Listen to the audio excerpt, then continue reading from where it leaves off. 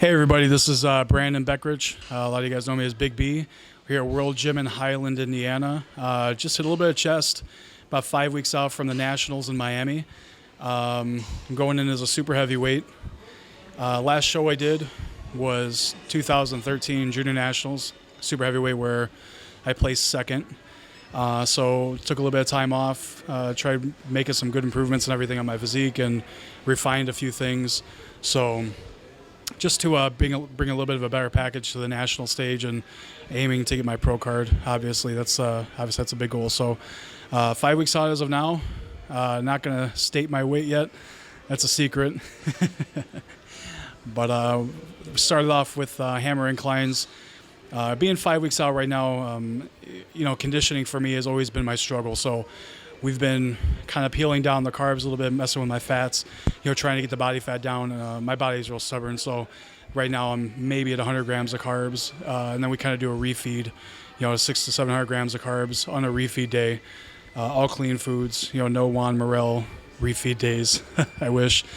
But so today, last few days have only been about 100 grams of carbs and about 35, 40 grams of fat. And so I'm feeling pretty fatigued, and I have an hour of cardio in the morning. So as of right now, the training is not necessarily heavy, but it's enough to keep the tension and, and get a good pump. And days that I'm feeling better, go a little bit heavier, obviously, but whatever the energy permits, I use the weight accordingly. So hammer incline press was what we started with. I went up to four plates and a quarter on each side and worked my way down. We did a triple drop set, and at this point it's just getting a ton of blood in the muscle, a lot of volume, keeping the tension. Cable crossovers we did second. That's, I think, probably my all-time favorite movement to do second following an incline. I just feel like the tension's amazing, and there's so many different variables in which you can, adjust the angles and adjust the tension on the chest, and just the squeeze alone is intense. So it's a great movement to really help bring out detail as well. And you can hit your inner pecs by stepping back, and you can hit your outer pecs, by taking a bigger step forward. And like I said, adjusting the arms on the cables and stuff like that to move around the tension on your pec and everything to kind of target different areas a little more specifically. That's not a movement that you typically go real heavy on. Like I said, it's more just, contraction and control and doing your best to connect, as much as possible. Third movement we did was a variation of a hammer or a flat press. That's a hammer strength. I like to go the other way around with it. I turn, rather than going obviously the normal way, I flip over and do it backwards, I guess. You could say I just find that the tension, the angle is a little bit more appropriate. It doesn't bother my shoulders. The tension on the outer pec is amazing, and it has a little bit more of an inward angle, so when you do contract all the way through, you feel your inner pec a lot more as well. So just a good movement overall, something I like to do once in a while, and I'm a big fan of hammer strength. Especially, going toward the end of the show, and where I can just control and still allow myself to use some good weight and maintain the tension and things like that, maintain my form. Fourth movement we did was incline dumbbell flies. Again, not real heavy. And I'll probably say that every movement. I'm not one of those guys where I'm freakishly strong, not for my size anyway. I've never really been too concerned with the amount of weight that I use. And maybe I shouldn't, I don't know, but what the hell. But you know what I mean? Fuck. But yeah, so I don't like to use a weight that I can't control. I don't like a weight if I can't feel in the muscle that I'm targeting, then I tend to go a little bit lighter enough to where I'm not compromising that muscle to use other muscles, to get the weight up in most cases, particularly a fly, because you're in such a vulnerable position with your shoulders and stuff like that. But I'm controlled on the way down, I contract on the way up all the way through. I'm a pretty form technical kind of guy, and I like to do different things with it. So that's just always been my method of doing things. So fourth movement was incline dumbbell flies, and then we superset the last couple movements, kind of a close grip variation on the machine, where it's a little bit more of a neutral grip, and it's a shorter range of motion. Basically where I only allow my elbows to bend slightly, and I extend all the way out, and it's really just a flex at the end. And I've been using that machine this last year, and I actually feel like it's really helped bring out a lot of depth in my inner chest, and it's helped bring out a lot of detail as well. And we superset that with a single arm pec deck. which if you notice, any kind of movement where you pull your arm across your body is where you're going to be able to target your inner chest. So you see guys sometimes doing hammer incline press, one arm, and they're sitting sideways. I guess you could say that's a similar variation, but just on the pec deck. I don't always do it this way, but I like to use it as a finisher sometimes. It's when my chest is really fatigued and I can use a little bit of lighter weight and control. And like I said, it's primarily for the inner pec. So good movement. I don't use a lot of weight with it again. It's not something you're going to go real heavy on. But good movement, good squeeze, good connection, really helps bring out the striations and stuff like that when you're able to maintain the tension toward the end. So that was pretty much it. A little bit of a shorter workout today.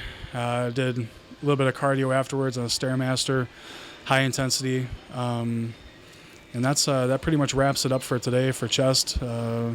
Usually do a little bit of shoulders, some raises afterwards, but like I said, today energy is really, really low, so we have legs again tomorrow, so we're going to reserve a little bit of that, and that's it.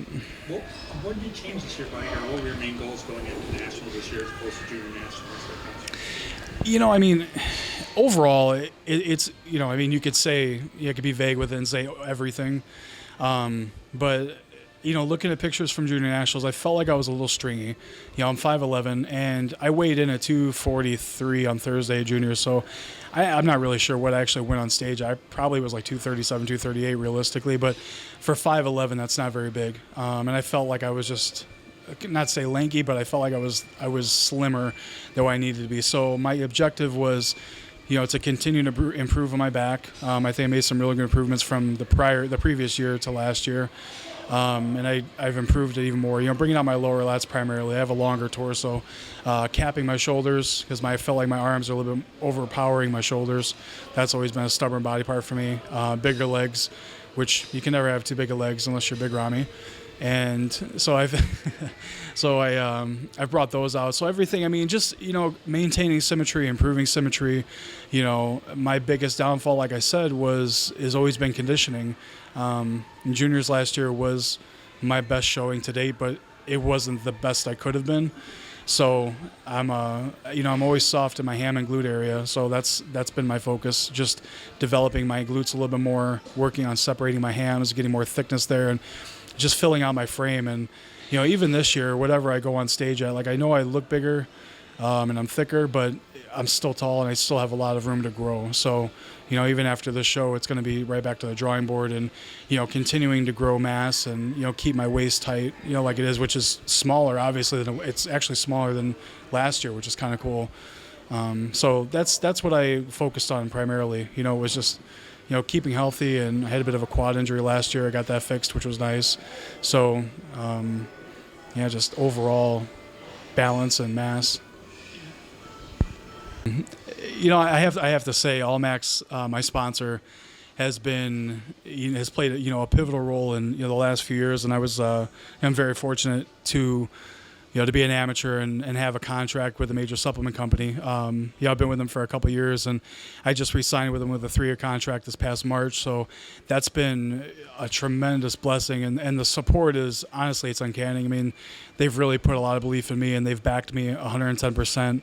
I've been traveling a lot with them and, doing shows and stuff like that. And the supplements are the best. And I'm so lucky to be a part of a company that I actually use the supplements, I believe in them, which is awesome, where, a lot of people don't have that luxury. So, Jason and Kevin, from Allmax, they've been there since day one and pushing me along and support. So, I can't thank them enough. My girlfriend, Carly, and stuff like that, she's been there with me the whole time, and she's been super supportive, and helping me out and stuff like that, and being encouraging when I've had my lower points and whatnot. And, and I've got my training partner, Adam.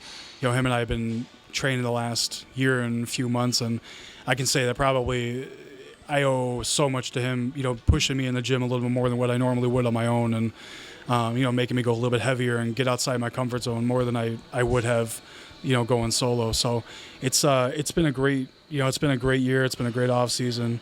A few people in my circle, but the ones that I have are a dominant role. So, it's not the quantity, but, the quality of the people around you. And, I'm fortunate to have the ones that I have, because I wouldn't be where I'm at if I didn't have them.